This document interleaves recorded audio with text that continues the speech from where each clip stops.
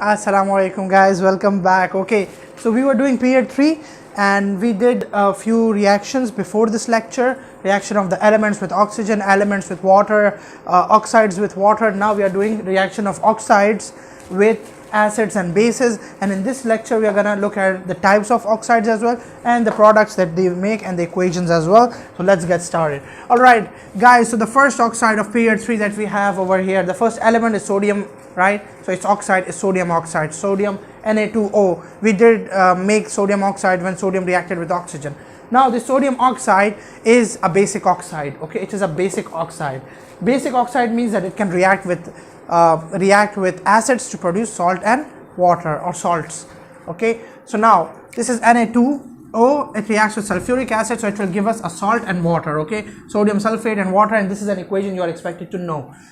Then comes to let's come to magnesium oxide. Magnesium oxide is also a basic oxide. Okay, and when it reacts with sulfuric acid, it will give us magnesium sulfate and water. Simple and easy, and I'm sure you guys already know these. Okay, both of the key term over here to remember is that both of them are basic oxides. Okay, now coming to the third oxide that we have, the oxide of aluminum, which is Al2O3, aluminum oxide. Okay, this is an amphoteric oxide. What does the term amphoteric oxide mean? Okay, first of all, a very common question that the examiner asks from here is to give an example of an amphoteric oxide. First of all, he asks you an example.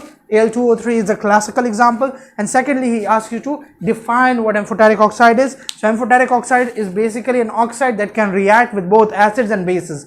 Okay, and amphoteric oxides are generally insoluble in water, generally. Okay, Al2O3 is also insoluble in cold water.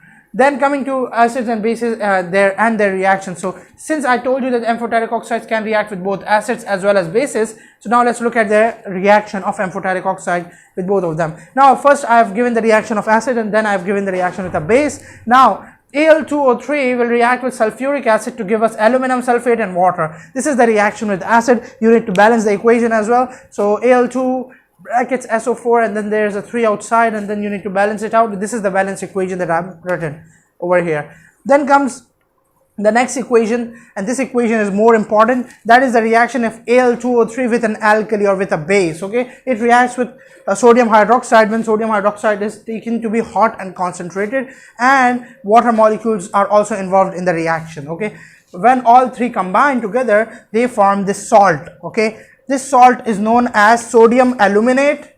You can call it sodium aluminate,